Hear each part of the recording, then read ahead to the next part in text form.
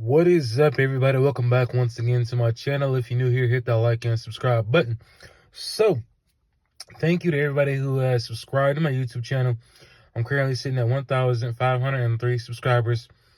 Reached my 1,500 end of the year goal a little early, so thank you.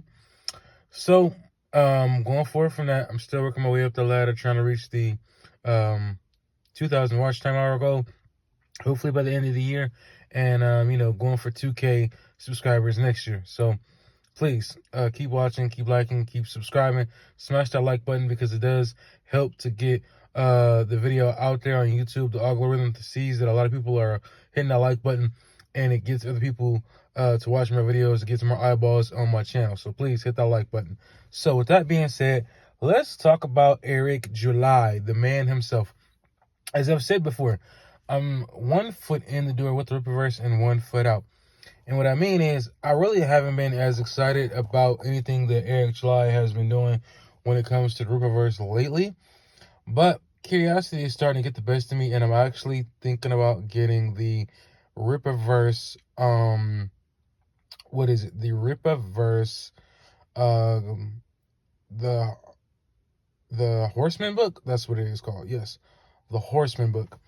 Because I like the grounded heroes, the ones who at least have powers, but they're fighting for the city, and it's not like a whole universe or a whole Earth type storyline going on.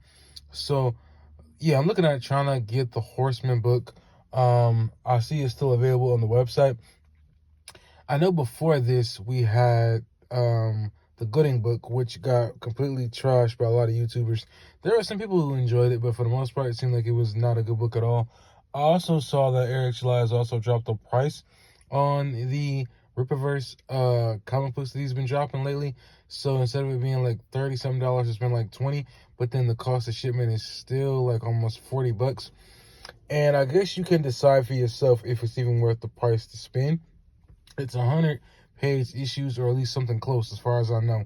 I haven't watched any of his live streams or anything like that, so I'm just giving y'all my opinion. But I gotta ask, man, is this run that Eric July is having one of the most independent, successful runs in the history of comic books? Because I'm not a big comic book guy, so I don't know anybody who's come before him. But when you look at the success that he has had since, 2001, 2002, whatever year the first issue of Ice dropped, it has been crazy to actually look at. He's went from having these different campaigns to fund the comic book to fast forward. Now it's almost like he's dropping every other month, every 2 or 3 months.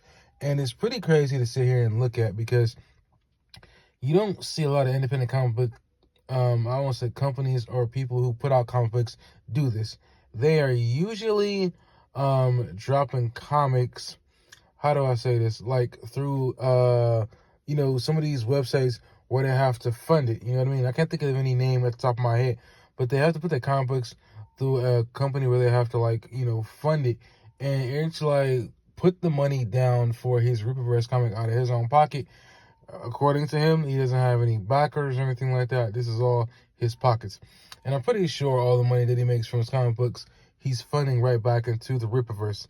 So it makes me think, like, hey, this got to be one of the most super crazy, independent runs in comic book history. I mean, the first one did over $1 million in sales, and I believe the second and the third books that he has sold has also done over $1 million in sales. So it is unbelievable to see the run that he has been on. Now, I think some of these last couple books, the one he's selling right now and the last one he just did, I don't think these ones are doing millions of dollars in sales. They're more like thousands of dollars. But I think that's just because of the inflation of everything that's gone up.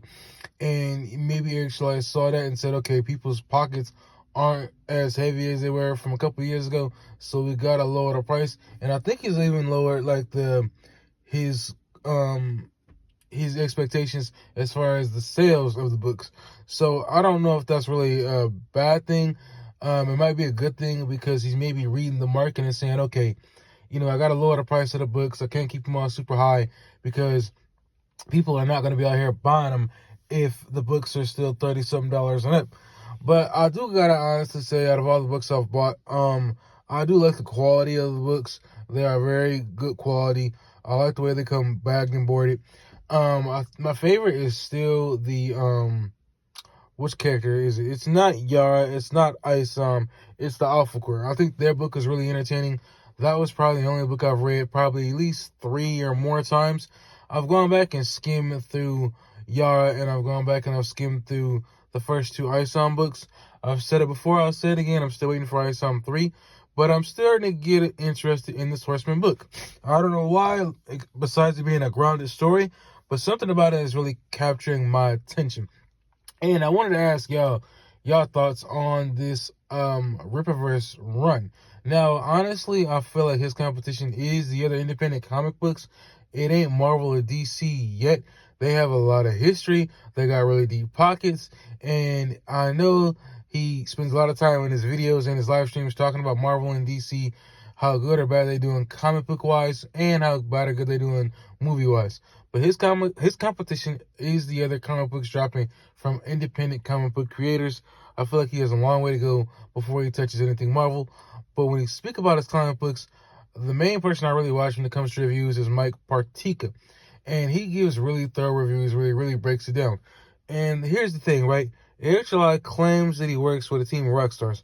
But there's been a lot of people who have been saying, not a lot of people, but a good handful of people who have been speaking on the people that he's brought over to the Rippaverse, because they seem like as if they were Marvel or DC rejects that he's brought over to try to spice up and really make his Rippaverse comics come to life and seem exciting. But the stories that they have been telling don't seem to be great, and it seems like the stories are only being picked up, the comic books are only being picked up by his supporters of his YouTube channel and not anything beyond that. And that's where I think that he should really try to push out, is not just continue to gain the supporters of his YouTubers, but also, real comic book readers and stuff like that, comic book lifers. Because I think that's where the money is. People who read comic books, who collect them for life. You know what I mean? But I just wanted to touch on that because, like I said, he says he works for the team of rock stars, but when you look at the work that he has put in, like I said, I watch a lot of Mark Partika's videos when he talks about these books. They just haven't been hitting as far as the writing goes, and maybe some of the art. It's like, I don't know if it's because of Eric July's final say-so, or maybe the writers come in with a different story and Eric July twists it up so, he can hold some of it back to put into the next comic. I don't know. But if he honestly has an ear to what some of these other writers are saying, veteran writers who've been in the game way longer than he has, then I feel like the comic books will be a lot better. So I don't know if maybe they're not doing as good comic book wise because they haven't really hit any big stories in a long time. But I honestly feel like, it's got to be something. Maybe because Eric July has the final say so, or maybe he has too many cooks in the kitchen. I've said that as well too. Something's got to give where the books have got to start to improve. You can only drop so many crappy books before people start losing interest and stuff like that. So, I'm just giving my opinion on what I think is going on with Rippaverse as far as why it's been doing good and why it's been struggling, to get millions and millions of sales with some of these last 2 campaigns. So I do want to know your thoughts in the comment section below. What do you think was going on with Rippaverse? Do you think this is probably far one of the greatest runs? Post those comments down below, and I'll catch you on my next video. Thank you all for watching.